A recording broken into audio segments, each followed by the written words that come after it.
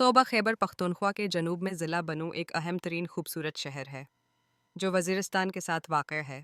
اس شہر کی بنیاد 1848 میں ایڈورڈ نے ڈالی۔ برطانوی راج میں بنو شہر کو ایک اہم سرحدی شہر کی حیثیت حاصل تھی۔ بنو ایک سرسبز شہر ہے، عام لوگوں کا پیشہ کاشتکاری ہے۔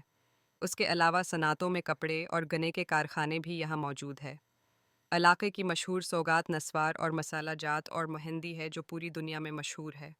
یہاں کی مشہور شخصیات میں صوبہ خیبر پختونخوا کے وزیر اعلی اکرم خان درانی اور سابق صدر غلام اسحاق خان، قاضی محب، مولوی فضل غنی قریشی بن مولوی غلام یوسف قریشی بن مولوی عالم خان قریشی بن محمد گل قریشی۔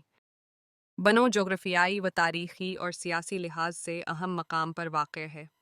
بنو ایک طرف افغانستان سے اور دوسری طرف پنجاب کے ساتھ ملا ہوا ہے، اس لیے ماضی میں بیرونی فاتحین کی گزرگاہ رہا۔ یہ انڈیا تک رسائی کا مختصر مگر مشکل ترین راستہ تھا۔ بیرونی فاتحین مغربی دروں سے نیچے اتر کر بنو سے ہوتے ہوئے آگے پنجاب پھر ہندوستان کا رخ کرتے۔ ان فاتحین کے لیے بنو معمول کا راستہ ہوتا تھا اور اکثر بیشتر بنو فاتحین کا نشانہ بنتا، ہر فاتح اسے زیر و زبر کرتا اور کافی نقصان پہنچاتا۔ ماضی میں بنو افغانستان کا ایک صوبہ ہوا کرتا تھا مگر مرکز سے کٹا ہوا بہت دور واقع تھا۔ بنو افغانستان اور ہندوستان کے سنگم پر واقع تھا۔ یہ افغانستان کے انتہائی مشرقی کونے پر اور ہندوستان کے انتہائی مغربی کونے پر تھا۔ گویا ہر دور میں بنو مرکز سے کافی دور رہا، اس لیے لحاظ سے بنو ایک دور افتادہ وادی سمجھا جاتا تھا، چونکہ یہ بیرونی فوجوں کی گزرگاہ کی ضد میں رہا، ہر دور میں تباہ برباد اور تخت و تاراج ہوتا رہا۔ تہذیب و تمدن اور تجارتی ترقی سے دور رہا، ہمیشہ آزاد رہا یا نیم آزاد رہا، سو اپنے رسم و رواج کے مطابق یہاں کے لوگ زندگی بسر کرتے رہے۔ تاج برطانیہ کے قلمروں میں آنے سے پہلے باختر یعنی افغانستان کا ایک صوبہ تھا جس میں پنجاب کا بھی کچھ حصہ شامل ہوتا تھا۔ بنو واحد ضلع ہے جہاں مغرب کی طرف کوئی شاہراہ نہیں ہے جیسے خیبر کی شاہراہ، لیکن اب اکرم خان درانی کی کوششوں سے غلام خون پھاٹک تک شاہراہ کی تعمیر پر کام ہو رہا ہے۔ اس شاہراہ کی تعمیر سے کابل تک فاصلہ خیبر کے مقابلے میں کئی سو کلومیٹر کم ہو جائے گا۔ ایڈورڈز اور بنو کا تعلق 1867 میں قائم ہوا۔ اسی نے جدید بنو کی بنیاد رکھی۔ ابتدائی میں بنو میں ہندو اور آریائی آباد تھے۔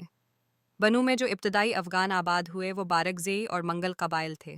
کہا جاتا ہے کہ یہ لوگ 12ویں صدی میں سلطان محمد غوری کے ساتھ یہاں آئے اور یہاں آباد ہو گئے۔ ان لوگوں نے دریائے کرم سے نہر کچکوٹ نکالی اور زراعت شروع کی۔ بمشکل نصف صدی گزاری ہوگی کہ ان میں بے دینی اور بے اتفاقی نے سر اٹھایا اور وہ اپنے پیر و مرشد شیخ محمد روحانی کو عشر دینے سے انکاری ہوئے۔ اس بنا پر وہ ناراض ہو گئے اور وہ علاقہ شوال چلے گئے اور انہوں نے وہاں کے سردار شاہ فرید عرف شیتک، جو پہلے ہی سے اپنے ہمسایہ قبیلہ وزیروں سے سخت پریشان تھے، کو بنو پر حملہ کرنے کی دعوت دی۔ انہوں نے موقع غنیمت جانا اور ایک لشکر کو ترتیب دیا اور اولاد شاہ نے بھی ان کا ساتھ دیا۔ چنانچہ 22,000 کی جمعیت کے ساتھ بنو کی جانب روانہ ہوئے۔ لشکر کی قیادت کیوی سوری پسرانی شیتک اور شاہ بین پسری شاہ محمد روحانی نے کی، اور یہ لشکر دریائے ٹوچی کے جنوبی کنارے پر خیمہ زن ہوا اور یہاں سے بارکزئی اور منگل قبیلہ کے سرداروں کے پاس قاصد روانہ کیے اور انہیں پیغام بھیجا کہ یا تو بغیر کشت و خون کے وہ لوگ یہاں سے چلے جائیں، اور اگر بنو میں ان کو رہنا ہو تو انہیں بنیادی حقوق سے محروم ہونا پڑے گا، اور اگر مزاحمت کریں گے تو انہیں قتل کر دیا جائے۔ مزید ڈیٹیل انشاءاللہ اگلی ویڈیو میں بتائیں گے۔ خدا حافظ۔